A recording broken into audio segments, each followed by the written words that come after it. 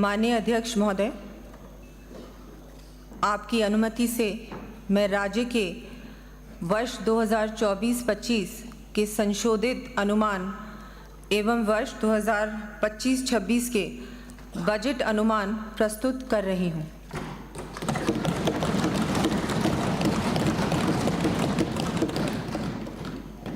माननीय प्रधानमंत्री श्री नरेंद्र मोदी जी के मार्गदर्शन में हमारी सरकार ने अपने कार्यकाल के प्रथम वर्ष में ही प्रदेश में विकास के नए कीर्तिमान स्थापित करते हुए जनता द्वारा व्यक्त किए गए विश्वास को सही प्रमाणित किया है।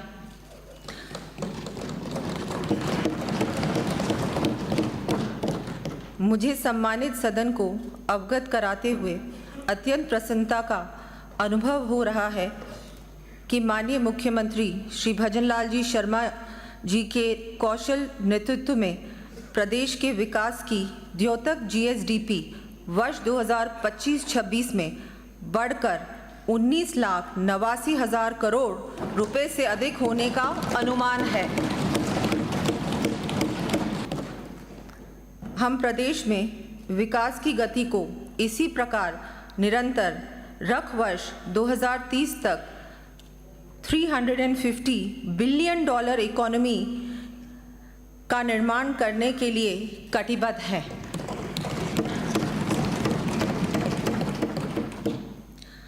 हमने अल्प अवधि में ही पूंजीगत व्यय में 40% से अधिक की वृद्धि करते हुए 9,600 किलोमीटर से अधिक नवीन सड़कों का निर्माण एवं 13,000 किलोमीटर से अधिक सड़कों का उन्नयन किया है।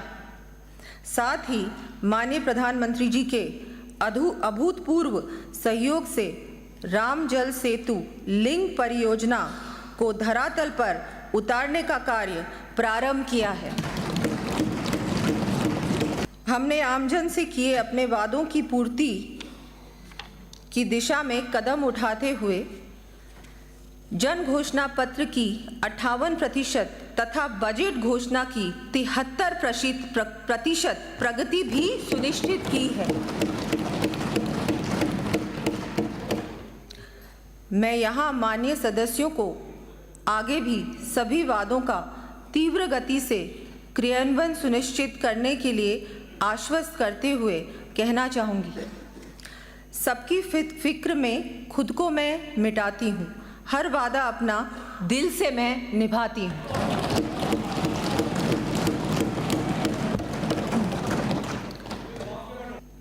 मैं सदन के माध्यम से माननीय प्रधानमंत्री जी एवं माननीय केंद्रीय वित्त मंत्री जी का जल जीवन योजना का समय वर्ष 2028 तक बढ़ाकर प्रदेशवासियों हेतु संजीवनी प्रदान करने के लिए धन्यवाद ज्ञापित करना चाहूँगी। हमने विगत एक वर्ष में कार्य को गति देते हुए 1,301 करोड़ रुपए लागत के कार्यादेश तथा 41,621 करोड़ रुपए की लागत के कार्यों की निविदाएं जारी कर दी हैं। आगामी वर्ष 2 लाख घरों में कनेक्शंस दिए जाने के साथ ही प्रदेश के ग्रामीण क्षेत्रों में पेयजल सुविधा हेतु 425 करोड़ रुपए से अधिक की लागत से विभिन्न कार्य करवाए जाएंगे। प्रदेश के शहरी क्षेत्रों हेतु अमृत 2.0 योजना के अंतर्गत 183 नगरीय निकायों में पेयजल आपूर्ति के 5,123 करोड़ रुपए के कार्य हाथ में लिए गए हैं।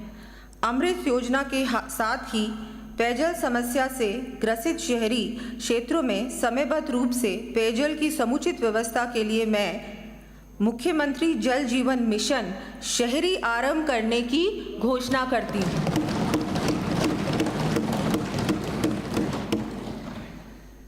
इस योजना अंतर्गत चरणबद्ध रूप से 5,830 करोड़ रुपए से अधिक की लागत के कार्य हाथ में लिए जाएंगे। प्रदेशवासियों को आने वाली ग्रीष्म ऋतु में पेयजल संकट का सामना न करना पड़े, इस दृष्टि से मैं आगामी वर्ष 1000 ट्यूबवेल्स व 1500 हैंडपंप्स लगाने की घोषणा करती हूँ।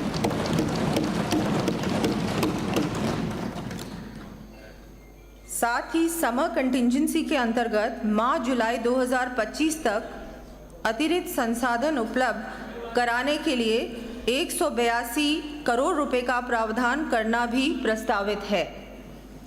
O&M पॉलिसी की तर्ज पर राज्य के लिए पॉलिसी बनाए जाने के साथ ही तकनीकी अधिकारियों कर्मचारियों का संविदा कार्ड बनाते हुए 1050 पद सृजित किए जाने की मैं घोषणा करती हूँ। प्रदेश को ऊर्जा के क्षेत्र में आत्मनिर्भर एवं सरप्लस स्टेट बनाने के साथ ही चहुओर खुशहाली लाने के लिए आगामी वर्ष 6400 मेगावाट से अधिक अतिरिक्त उत्पादन किए जाने की मैं घोषणा करती हूँ। के साथ ही आगामी वर्ष 5700 मेगावाट ऊर्जा उत्पादन के कार्य हाथ में लिए जाने भी प्रस्तावित हैं। साथ ही प्रदेशवासियों को बिजली की सुचारू उपलब्धता सुनिश्चित करने के लिए रबी 2025 हेतु विद्युत वितरण के पीक सप्लाई में वृद्धि कर 20,700 मेगावाट बिजली सप्लाई की जानी प्रस्तावित करती हूँ। आगामी वर्ष 50,000 नए कृषि तथा 5 लाख डोमेस्टिक कनेक्शंस दिए जाने की मैं घोषणा करती हूँ। इसके साथ ही अधिक दर पर अन्य राज्यों के साथ बैंकिंग करने की व्यवस्था को मैं समाप्त किए जाना प्रस्तावित करती हूँ। हम सभी के प्रेरणा स्रोत देश के पूर्व प्रधानमंत्री भारत रत्न अटल बिहारी वाजपेयी जी का जन्म शताब्दी वर्ष देश उनके आदर्शों पर चलने का संकल्प लेकर मना रहा है। आज मैं माननीय सदस्यों को उनका वर्ष 2002 में कहा कथन याद दिलाना चाहूँगी।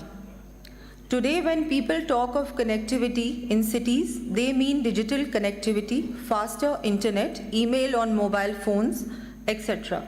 In contrast, in many villages, connectivity still means having a good all-weather road that will help the villagers to take their goods to the nearest market or take the patients in their midst to the nearest hospital. अर्थात आज शहरों में जब लोग connectivity की बात करते हैं तो उनका मतलब होता है डिजिटल कनेक्टिविटी, तेज़ इंटरनेट, मोबाइल फ़ोन पर ईमेल आदि।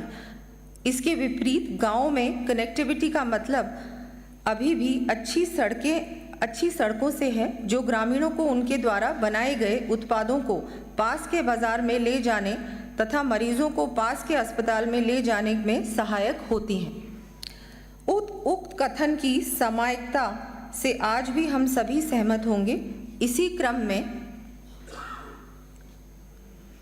आगामी वर्ष state highways, bypass roads, flyovers, elevated roads, ROBs व आरयूबीज, ब्रिजेस आदि के निर्माण, रिपेयर तथा उन्नयन के कार्य 5,000 करोड़ से अधिक की लागत से हाथ में लिए जाने की मैं घोषणा करती हूँ।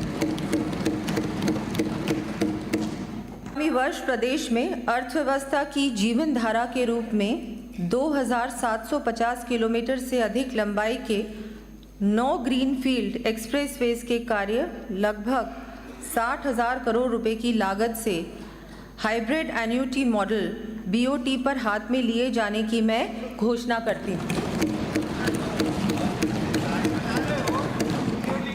बैठिए नो डोटासरा जी नो। प्रदेश में गत कुछ वर्षों में वर्षा के कारण सड़कें काफ़ी क्षतिग्रस्त हुई हैं। अतः एग्जिस्टिंग रोड नेटवर्क की स्थिति को पुनः सुधारने की दृष्टि से लगभग 21,000 किलोमीटर नॉन पैचेबल सड़कों के कार्य 6,000 करोड़ रुपए की लागत से चरणबद्ध रूप से किए जाने प्रस्तावित हैं। प्रथम चरण में आगामी वर्ष प्रत्येक विधानसभा क्षेत्र में 10-10 करोड़ रुपए की राशि से नॉन पैचेबल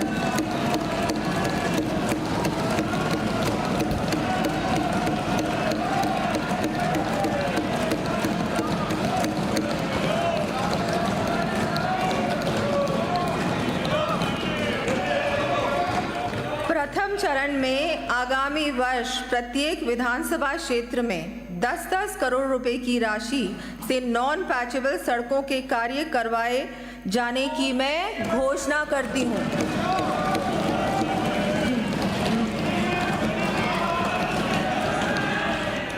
मरुस्थलीय क्षेत्रों में दूरियां अधिक होने के कारण ये राशि 15-15 करोड़ रुपए प्रति विधानसभा क्षेत्र प्रस्तावित है।